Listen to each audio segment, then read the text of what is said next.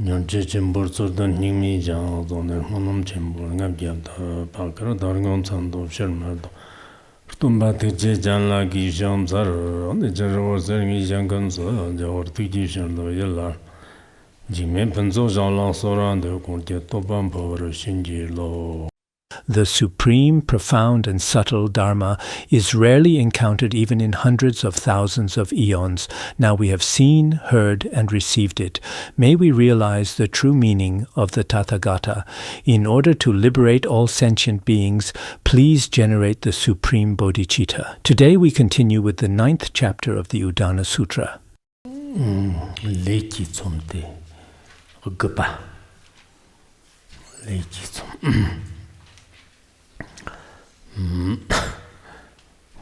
There Huishta zi kirmaragar tarizam. Shutrum kambo tamning azarga toning on Kavda Yutatiwards. This Zizirim, Yachakatsu, Lefshamayande, Girkingara Sondichi, Kachizik, Yuzimus and Rizgichi, Mansari Skurtina Arakte. I check in the Rijikta, the Monzeo Kachi, Lala Kirkatan Gafganandon, Azet is Artakimal, the Zirkat, Yara. Oma Jangatari Yuna Taga Yara Chesagatari Shatina, Kitun Shatina, Maranga Maramochiri, Tang, the Shoti, the Gitista Tonjoji, the Ngati, Kinjumoko water, the Chikazaji, she's a Mudularta Jamalta, God, Now we begin the 9th chapter. The chapter on karma. Chukchi lena ramde jang. Chukchi lena ramde jang. Jirten por jombai. Lichin zindar mawai digba mafsha jang mate. Transcending truthful speech, destroying the future world, beings who speak falsely, there is no evil they won't commit. Next we'll teach the 9th chapter, the chapter on karma, because we just finished the chapter on speech, actually in our previous teachings, including the chapter on discipline. These 3 chapters mainly discuss profound aspects of cause and effect, especially focusing extensively on creating negative karma. When it comes to creating negative karma, it's extremely serious. In the previous chapter on speech, we discussed truthful speech, and after truthful speech, we talk about its opposite. Its counterpart is actually false speech. False speech is the most severe karma among all karmas. So why do we teach the chapter on karma after the chapter on speech? Actually, there are several explanations. One is that after the first 3 chapters, we immediately discuss karmic cause and effect. This karmic cause and effect must be understood clearly. It can be explained this way.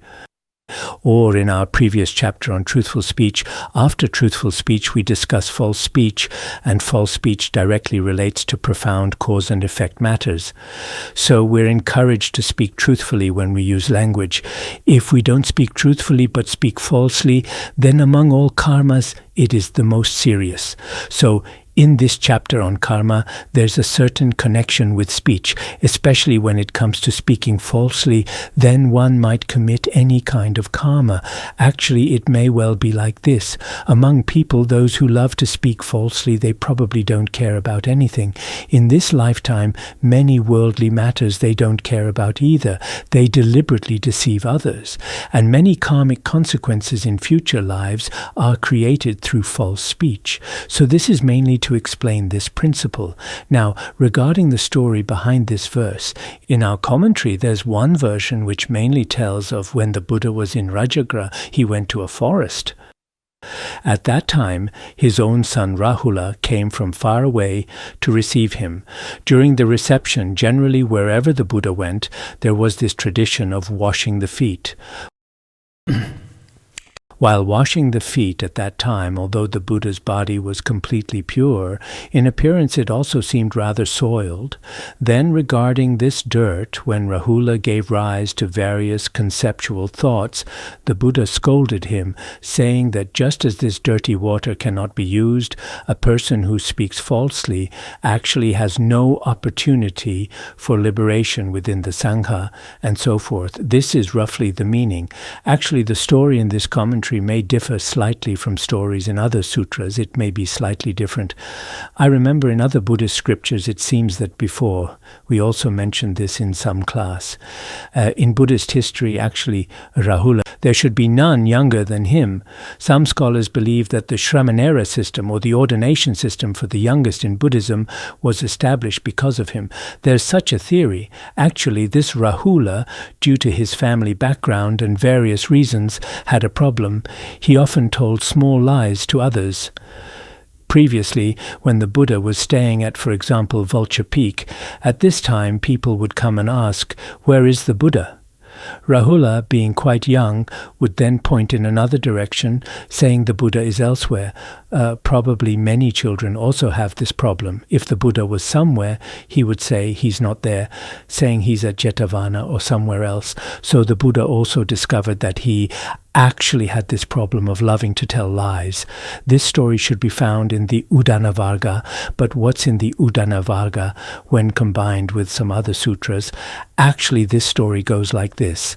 When the Buddha went there, that time using a water basin, a foot washing basin, he used that to bathe the Buddha's feet. First, cushions were probably laid out, and so on. After that, the water used to wash the Buddha's feet. The Buddha asked Rahula about this water. "Can this be drunk?" Rahula said it definitely cannot be drunk. He said it cannot be drunk. If it cannot be drunk, actually a person who speaks falsely is just like this. Then, using that foot washing basin to hold food, he said it definitely cannot hold food. Holding food in that is definitely not possible. If it cannot hold food, actually the act of speaking falsely is the same way. It cannot receive any dharma. Finally, the Buddha kicked the foot washing basin with his foot. At this moment, Rahula seemed a bit frightened. Then the Buddha asked him, "Why are you afraid?" He said, "Because when you kicked this basin with your foot, it spun around on the ground, and when it spun, it felt rather remarkable.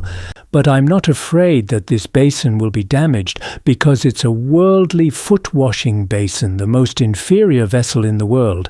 I'm not worried about the foot-washing basin breaking." At this time the Buddha said, "It's the same. A person who speaks falsely is actually in this world the most inferior person."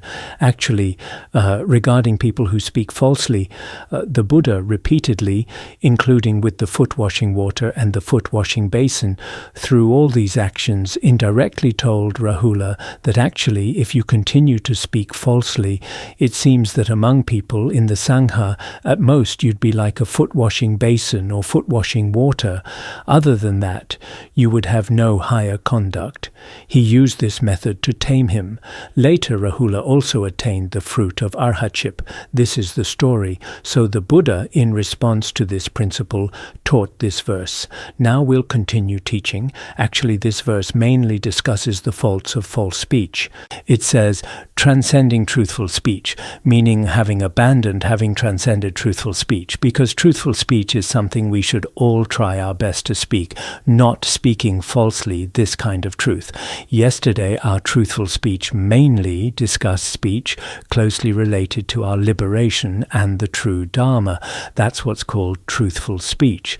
Our ordinary worldly speech isn't really the ultimate truthful speech, I suppose.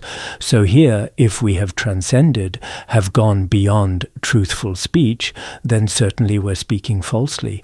And if we speak falsely, actually, whether noble beings or anyone, no one will praise this. It's like hala poison.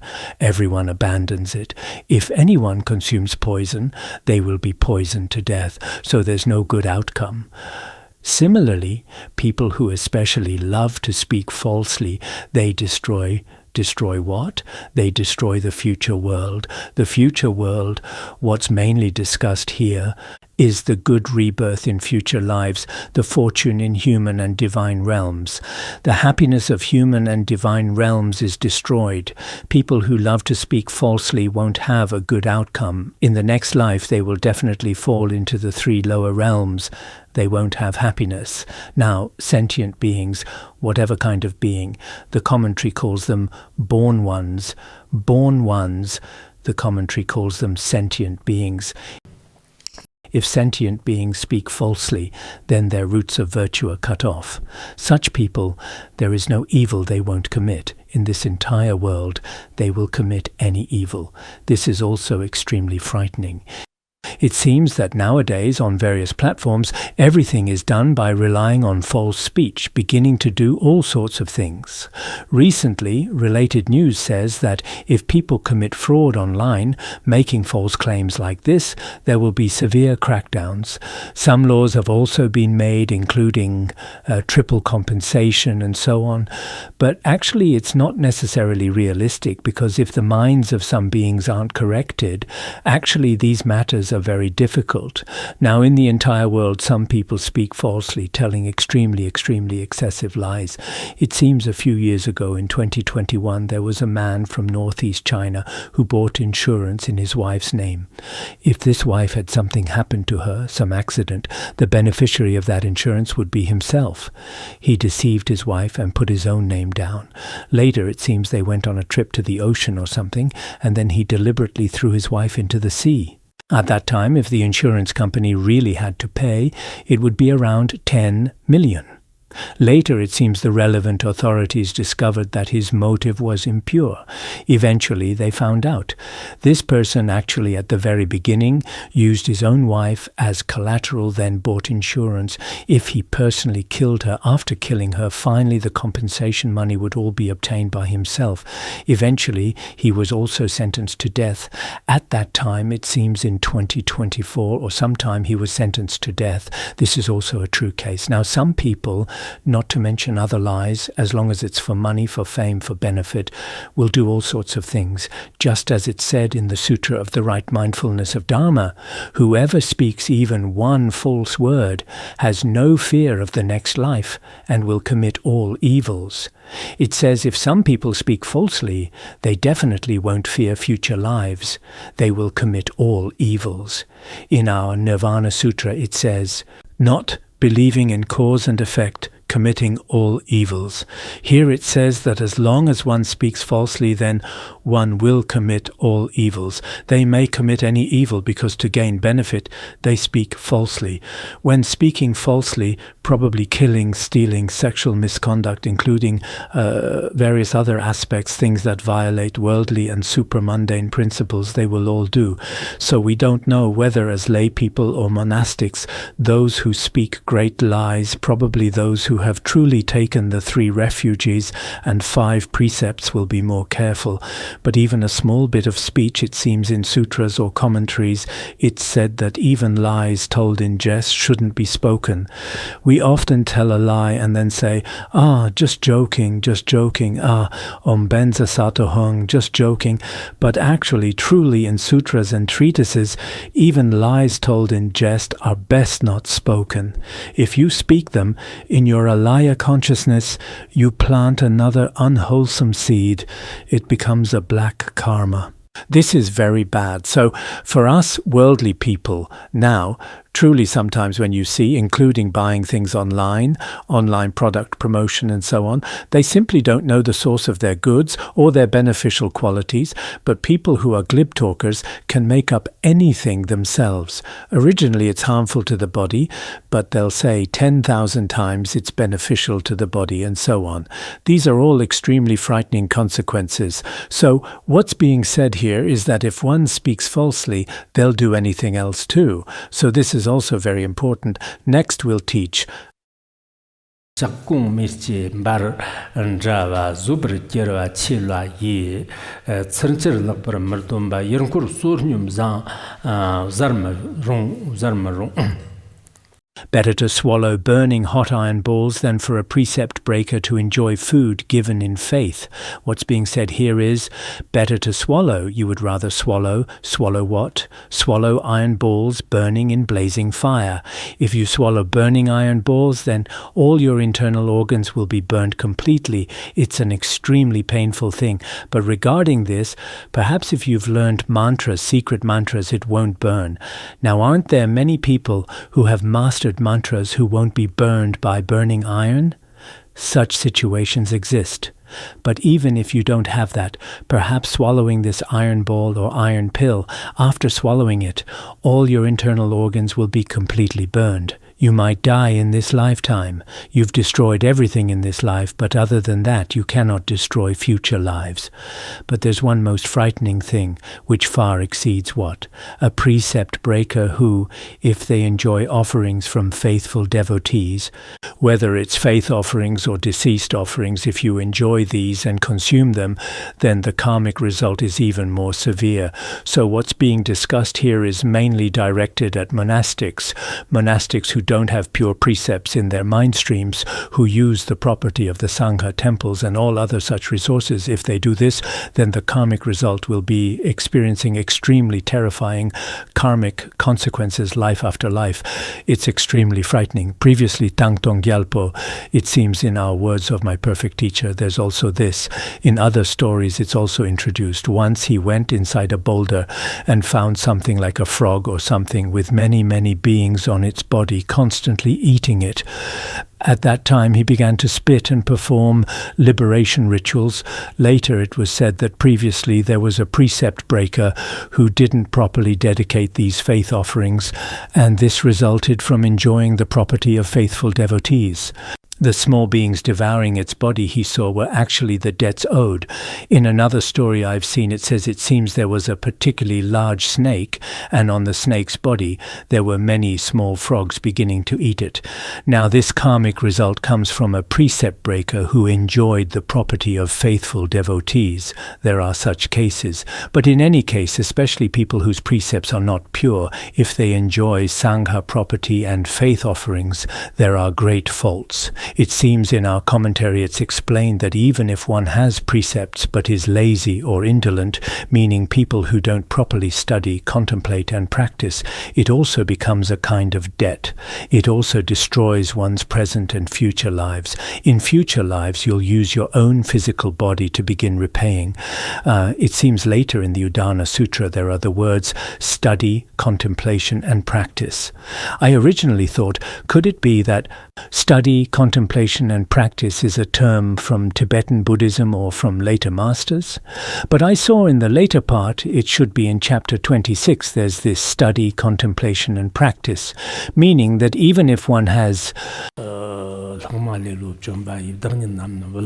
yes, if one only has precepts but doesn't study and contemplate, this too is destroyed by laziness and will become a debt in the future. Also, it says here,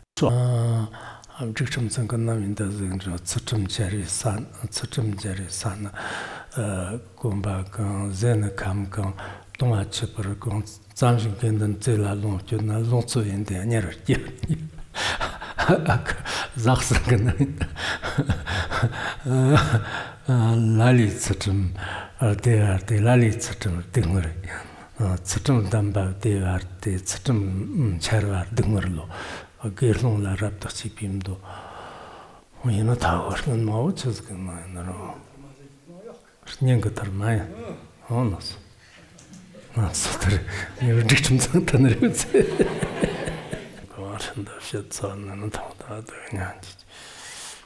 In the Maharatnakuta Sutra, it says, in this world, two kinds of people can receive faith offerings. One is those who diligently exert themselves and those who have attained liberation.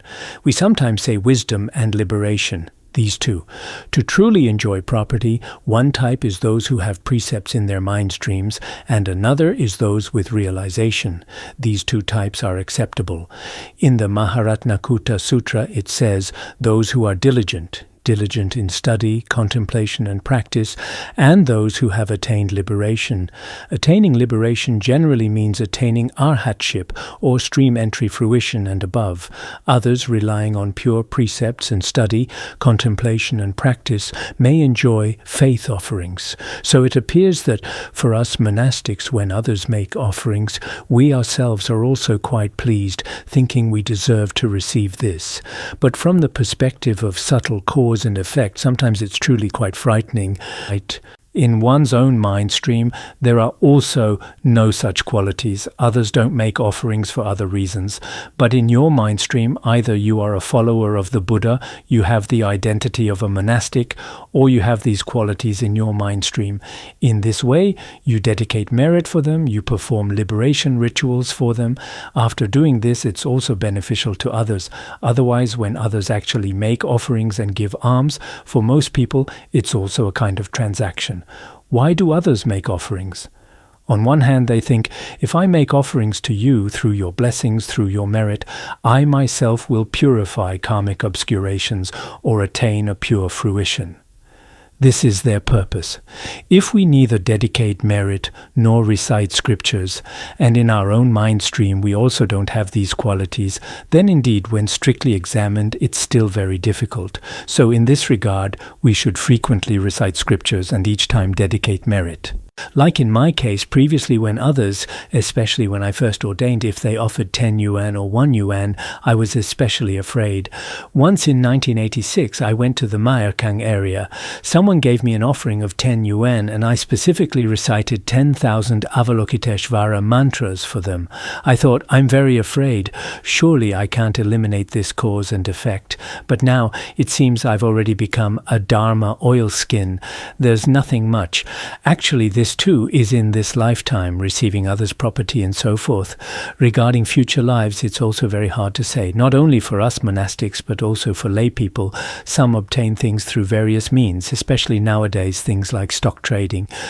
Gaining from these things is very quick, but if you don't dedicate merit well, don't use it well, and instead use this money to commit all sorts of evils, doing all kinds of things, perhaps very quickly the money in your hands will immediately vanish without a trace.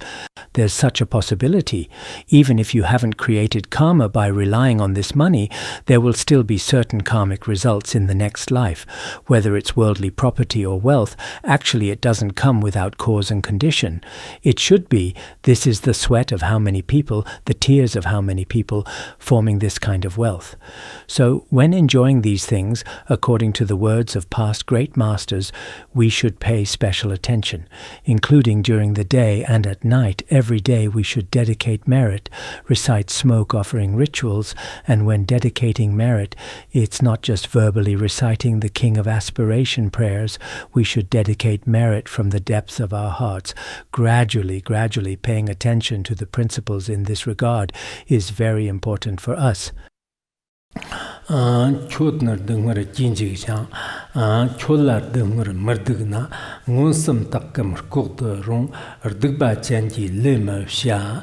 If you fear suffering, if you dislike suffering, whether openly or in secret, never commit evil deeds. According to the story, it's said that when the Buddha went to a river called Siravata or something, a river I haven't heard of before, at that time he saw outside a fisherman casting nets, and he had caught many fish. The Buddha said, "Good man, what are you afraid of?" That fisherman said, "Gautama, I fear suffering." The Buddha said, "If you fear suffering, then why do you make other beings suffer?" It was because of this reason that he spoke this verse. There are also some accounts saying there was a person, like a wandering monk, a traveling monk, who at that time asked the Buddha, "Gautama, what is most frightening? What is most painful?" Because of this reason, the most painful is actually creating negative karma.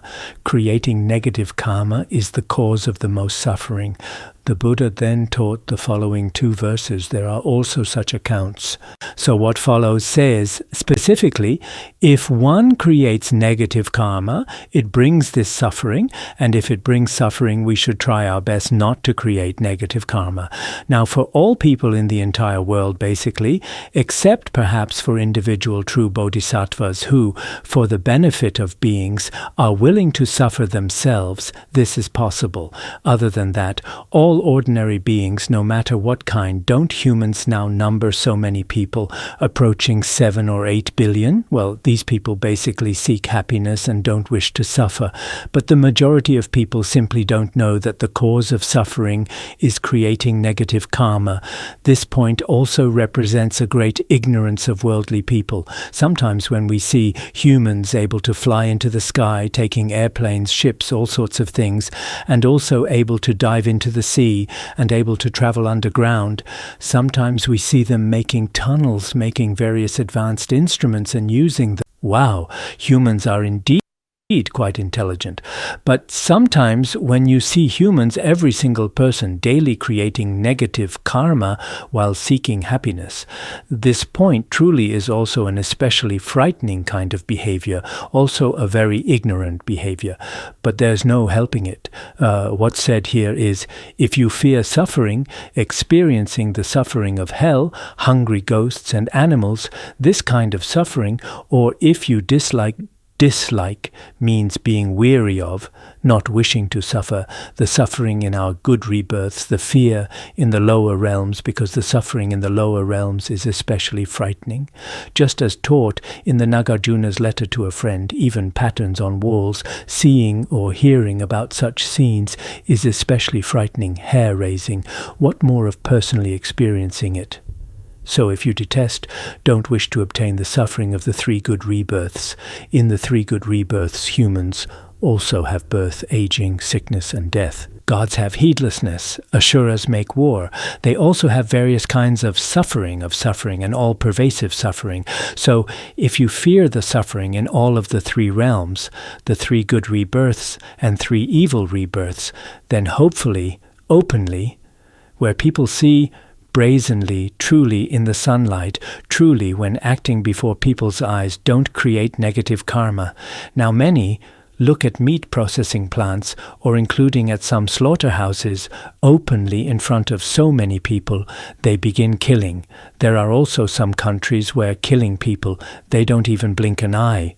So if you truly don't want suffering, don't, whether openly or secretly, meaning in public settings, don't create negative karma, or in secret where people don't know, quietly, secretly or sneakily, secretly creating negative karma, mainly killing, stealing, sexual misconduct and lying. All of these absolutely do not. Absolutely do not means never create these negative karmas. If you create negative karma, then receiving the karmic result is just a matter of time. If one cannot endure suffering, one shouldn't do evil deeds. This is also taught in the Sutra of the Right Mindfulness of Dharma.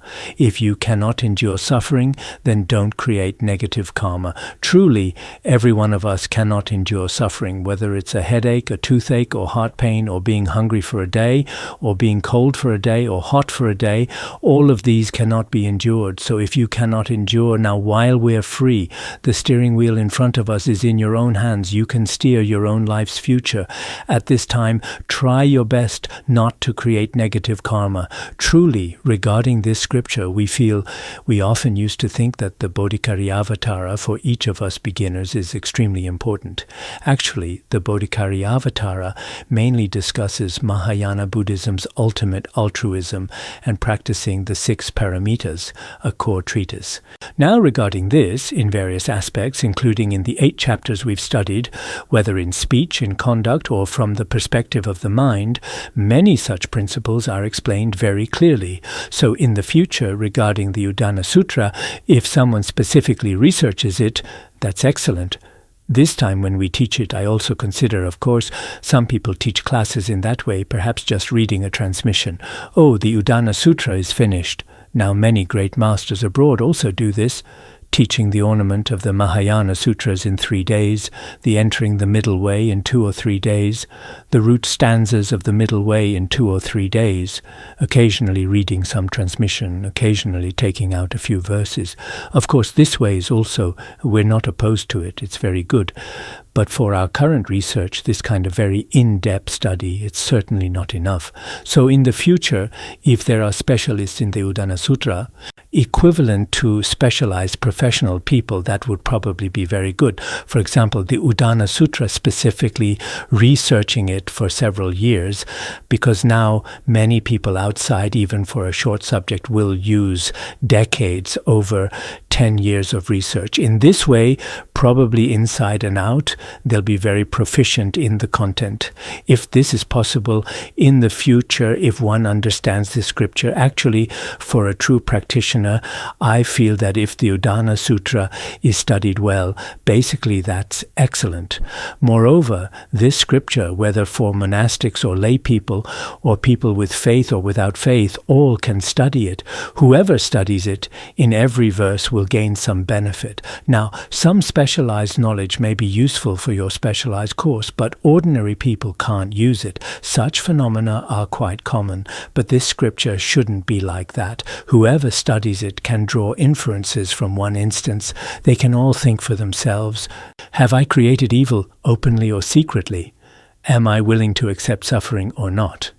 If accepting suffering, this suffering and its cause, later it seems in the 20th something chapter, there's a lot related to cause and effect relationships, very much.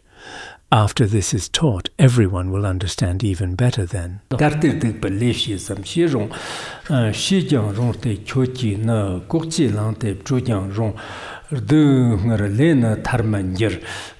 What's said here is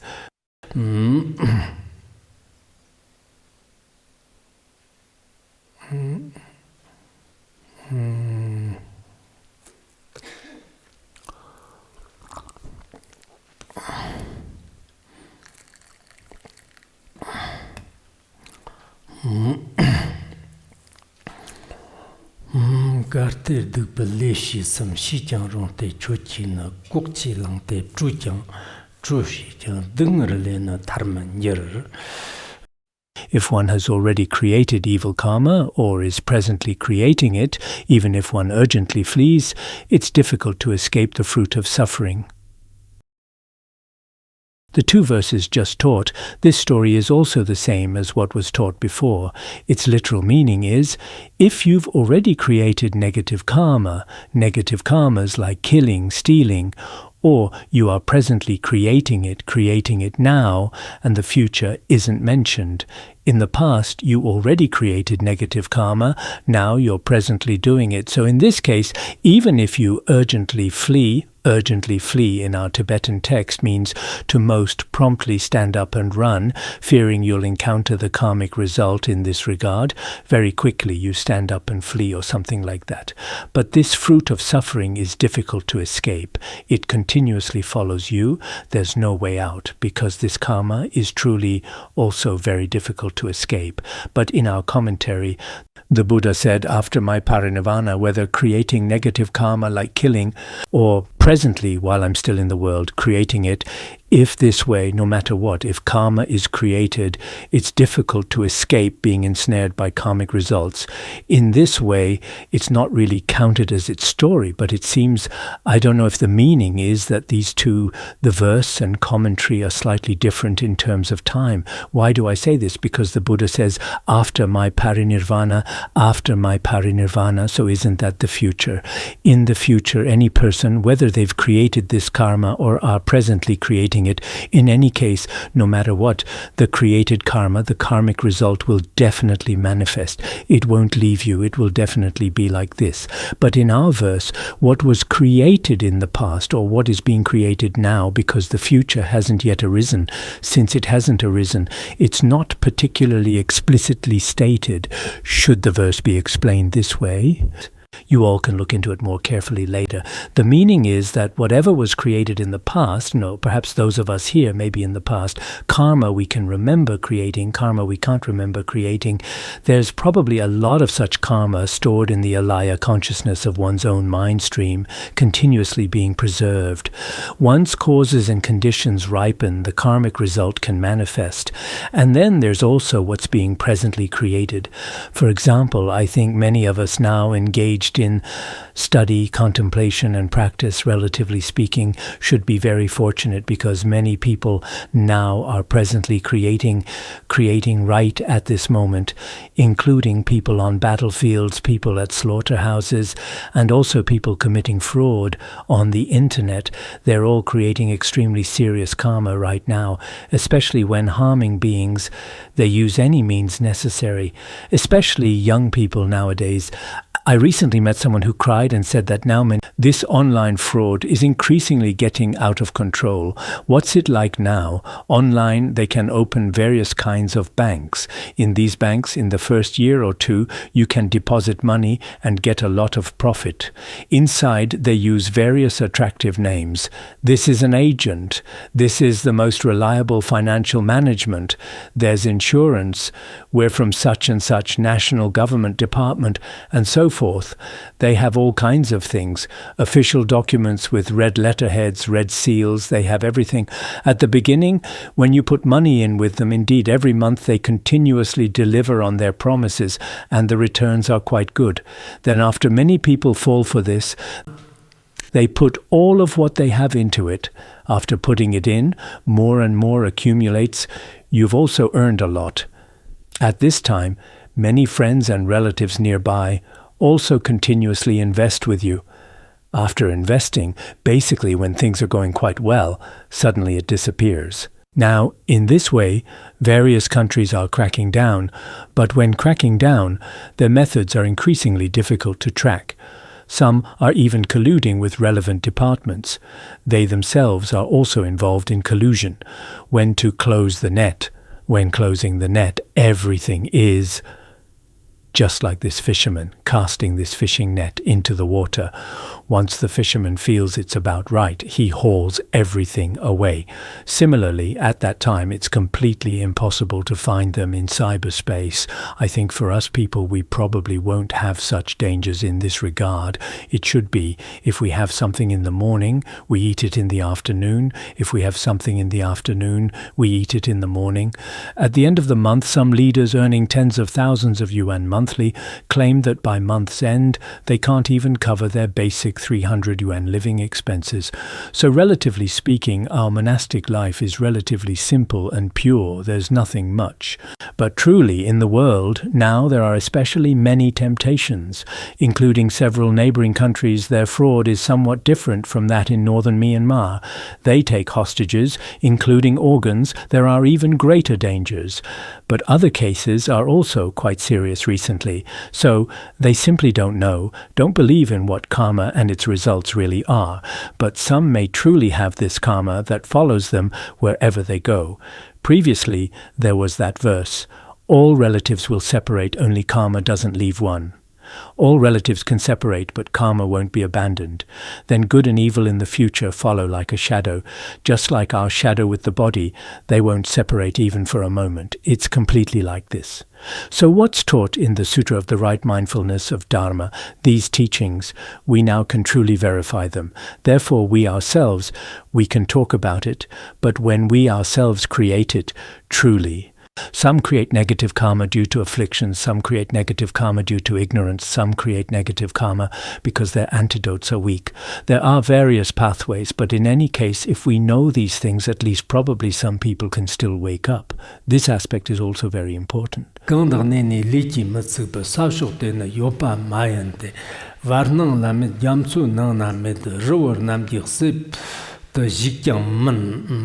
Regarding this scriptural citation, all the great masters everywhere frequently use it. There is no place to hide and avoid karmic consequences, not in the sky, not in the ocean, not entering mountain crevices. What's said here, it seems in our commentary, there isn't much. But in the Udāna Varga or something, actually there is also a story. The story of King Virudaka is quite fitting. Everyone also knows about the grudge between King Virudaka and the Shakya clan in the past, which was an enmity spanning many lifetimes. At that time, when Prince Virudaka later truly became king, in his heart he constantly harbored thoughts of revenge. Such hatred existed.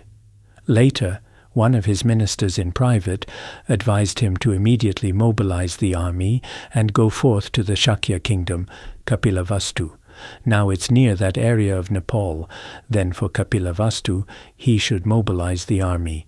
At that time, actually the Buddha, at the very beginning, through the Buddha's omniscient wisdom, also knew. But he may also have been trying to prevent various worldly criticisms. The Buddha, on the path that King Virudaka's army had to pass, on this inevitable route, sat beneath a withered tree. Then King Virudaka came with his army.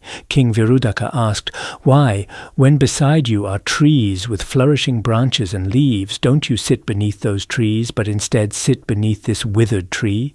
At that time the Buddha said, "Actually, I also need the protection of my kinsmen. I was once also beneath trees with flourishing branches and leaves, also meditating in this way." He was actually foreshadowing that no matter what kind of person, without the protection of kinsmen, it's very difficult. Moreover, I once had the Shakya clan providing very abundant protection, but I may soon be alone, separated from these kinsmen. He was foreshadowing this. Later, King Virudaka, there are various different accounts, but perhaps I'm mixing things up a little, because stories in Buddhist scriptures differ from one another. There are some differences. When they differ, perhaps mixing them together may not be especially accurate, but the Buddha continuously sat beneath this tree and they had no choice, because the Buddha was probably very famous at that time. King Virudaka didn't dare defy him, so they just left directly. In this way they withdrew their army. After withdrawing, they mobilized from another place. When going to another place, the Buddha, relying on miraculous powers, again sat beneath a tree on their route. Then they thought maybe daytime won't work, nighttime might be better. Then in the middle of the night, when they mobilized the army to go out, the Buddha was also sitting there at night. After 3 times they still couldn't proceed, but later they continuously, because of this grudge, the karmic force truly couldn't be escaped. So at that time he still wanted to go. Later, after the Buddha sat there 3 times, he returned to the Sangha. After returning to the Sangha, perhaps the Buddha appeared because the Shakya clan was about to be destroyed, a bit unhappy. At this time, Maudgalyayana said, "Recently, regarding the Shakya clan and the war with King Virudaka's kingdom, the Buddha seems a bit unhappy. Now, I am foremost in miraculous powers. Can I take these people of the Shakya clan up into the sky, or take them into the ocean, or take them into the crevices of Mount Sumeru, or take them to other worlds?" At this time, the Buddha said, "You have this ability, you can take them there, but actually you probably cannot overcome the army of karma. You can do this, but you cannot overcome the army of karma." So later, Maudgalyayana also didn't persuade him, the Buddha also didn't persuade him. In this situation, King Virudaka's army began attacking the Shakya clan, and all the people of the Shakya clan were thereby destroyed. So when we look at this now, sometimes it's wars between nations. These collective wars, or wars between tribes, collective human wars, some, no matter how they try, cannot escape this karma, including we as individuals also cannot escape. Karmic phenomena are very numerous. This isn't because doctors lack ability, nor because the 3 jewels lack blessings. In some individual cases, there's simply no way to escape. It's also taught here, then there's no place. In our commentary, it seems there's not much explanation. In our earlier chapter on impermanence, the sky, the ocean, the mountains, wherever you go, you cannot escape impermanence. We can use that verse here by analogy. Regarding impermanence, nowhere in the entire world can one hide from it. Then regarding our karma, here, when the karmic result manifests, nowhere is there a way out. We want to hide from it, but there's no place to hide. There's no place to conceal ourselves.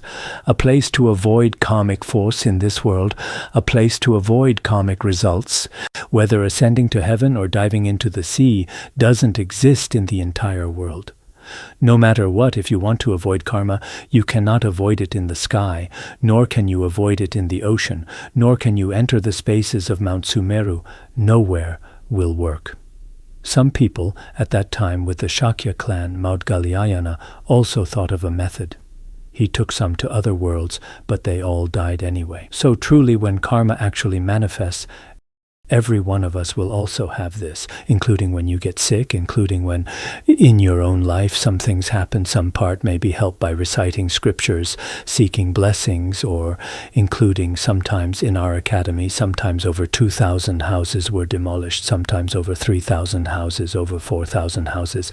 But at this time we very clearly realize that no matter what, whether reciting scriptures or seeking blessings, divination, beating drums, striking gongs, reciting rituals, whatever. For some things there truly is a method. But for others there's simply no method, including in the world now, conflicts arising in any family, people's deaths, sudden deaths, many things. This is very important. Otherwise, we who have a slight understanding of karmic cause and effect, but also don't have a very deep understanding, such people will say, why is my practice not successful? Why doesn't my Yidam deity speak to me? Why don't the Dharma protectors protect me? But for some things they truly can protect. I remember Venerable Menkyan was very interesting. Didn't he previously teach the Avatamsaka Sutra? When teaching the Avatamsaka Sutra, he also said, I mentioned this before, I think, previously he studied in Tibetan areas, and later during the turbulent years they asked him to translate. Then he said, I won't translate. If I translate, Tibetan people will think I'm a bad person, I'm a spy. Later, because of this matter, he was imprisoned for 33 years. Some say it was in Sindukiao's prison. The other day, a leader said he really wants to research what his situation in prison was like. I joked with him, all those documents from that time won't exist. At that time, many people starved to death. How could there be computers, storage, and files like now? There's no way, definitely can't be found, because very early he was there, probably stayed there for a period of time. What did he say at that time? He said that during the turbulent years, when things were about to become critical, his dreams were very powerful. Meng Chan means dream reference. He was very amazing. He was 101 years old when I met him once at Wutai Mountain. It was close to when he passed away. He was a truly remarkable great master. Throughout his life he propagated the Ksitigarbha Dharma, the Avatamsaka Sutra, and other teachings, very powerful. At that time, I don't know if I just mentioned this, he said because he was delayed for 33 years, after his release, he definitely had to teach for 33 years. I later calculated, and indeed after his release he taught Dharma for 33 years. At that time he almost went to India, and then 200 days before he was imprisoned, 200 days before that night he had a dream. Someone said, your current situation is very serious. Don't go east, go west. After going west, don't come back. They told him this. After he woke up, he thought about it. West would be India. Should he go directly to India? At that time, it probably wasn't like now where you can just go if you want. But later, he said he didn't believe it. Sometimes he believed in his dreams, and sometimes he didn't believe in his dreams. That time he didn't believe in his dream, but later he discovered that after returning, he was imprisoned. Then he lived in prison for 33 years. He said it was because of karmic force that he didn't believe it. This karma and the Yidam deity's prophecy, there was a conflict, I suppose. Sometimes if you believe in dreams, perhaps you truly can escape disaster. He would have escaped this disaster. I saw in Yangtang Rinpoche's biography also during that time, in his dreams he also had some different feelings. Later he asked his root guru. His root guru was a master from Dodrupchen Monastery. He said, both of us will be imprisoned, but you will be released. I may not be able to come out, but in any case, don't go west. Don't go.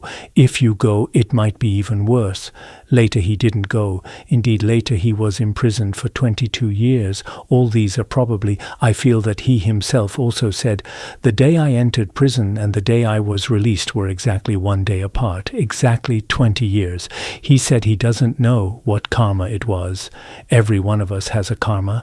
This karma sometimes truly cannot be overcome. Perhaps in one's own, like what people now call destined by fate. Some things are truly destined by fate and cannot be changed. Some things can be changed. Just as taught in Liao Fan's 4 lessons, this fate can be changed, but we cannot generalize everything. Some things are completely possible, some things are completely impossible. In this situation, what's said here, actually in this I feel the most important thing we should know is what? This one verse, because previously great masters also frequently cited it. But when our karma truly manifests, no one can help, it cannot be avoided. Whether it's your time to die, your time to be sick, or your time to get wealthy, whatever it is, sometimes when karma manifests, there's also no way out. So this also, good and evil follow a person just as a shadow follows a form. It's said in the Samyuktagama, good and evil, they're like pursuing a person, following a person just like our shadow. Wherever you go, it follows, just as taught in Jigme Lingpa's Treasury of Precious Qualities. A bird flying in the sky, its shadow is temporarily invisible, but once the bird lands on the ground, its shadow also appears darkly. It appears simultaneously. So when our karma hasn't manifested, although it follows you, there's no way to know. But once it truly manifests, when causes and conditions ripen, then it truly manifests. This is the meaning.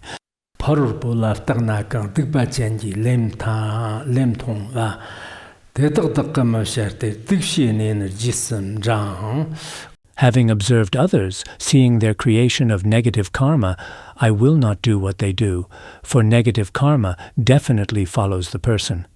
It seems in the story, King Ajatashatru, that is King Ajatashatru, he saw, it seems, a thief who stole a quarter of his wealth or something, or what was it? Actually, he was very cruel, King Ajatashatru. Then he took those people and began sentencing them to death, to severe punishments, including at that time the thief, the bandit, and also some who cheated others, those who gave short measure.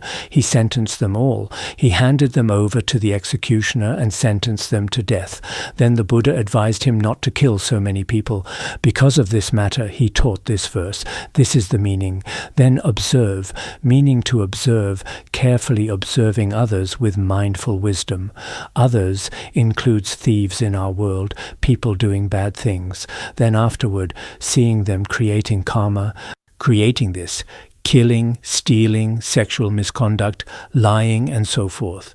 When seeing others creating karma, we also cannot follow along in creating it. I will not do what they do. If they create negative karma, I should try my best to stop others' negative karma and cannot also create karma along with them. Look at King Ajatashatru. Others created the karma of stealing. Then King Ajatashatru immediately punished them by killing them. In this way, others are also creating karma, and he himself is also creating karma. This way is very bad. So if you act this way, negative karma definitely follows the person. If you constantly create karma, then the negative karma you create at that time will also follow you like a shadow. It will follow you. This is a very foolish thing. When others do bad things, you follow along and do another bad thing. This is very bad. There was such an account before. It seems in northeast China or somewhere, there was a 70-year-old man who was herding sheep. He had about 30 or 40 sheep. Then while raising them, he was a rather cunning person. Every day he would drive the sheep at night into someone else's wheat field. Then they would eat that wheat grass continuously like this. The owner of the wheat field already knew. After knowing, he admonished the old man, "Don't do this, otherwise it won't be good." But he absolutely wouldn't admit it. He said, "I didn't do this, I couldn't possibly do this." Later, that owner was a bit unhappy. He specifically spread pesticide all over the wheat field. After spreading the pesticide at night when those sheep went in and ate it, because that pesticide was poisonous, many sheep died. He himself was embarrassed, so secretly he buried them inside. Later, the owner of the farmland said, "Why? You used to have so many sheep, but recently why do you have fewer sheep?" When saying this to him, he pretended not to know. "Recently I had too many sheep." It was hard to manage, so I sold them off and so on. Actually, from a worldly perspective, this is an eye for an eye. Very good. Worldly people often think this way. You kill me, I also kill you. That's very good.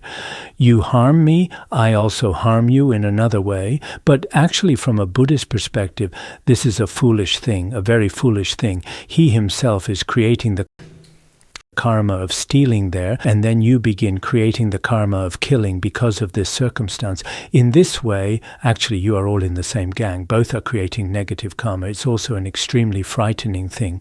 So what's said here is also that if we follow along in creating karma, it's also unreasonable. In this world of ours, each person comes and goes alone. If you create negative karma in this way, it also brings no meaning to yourself.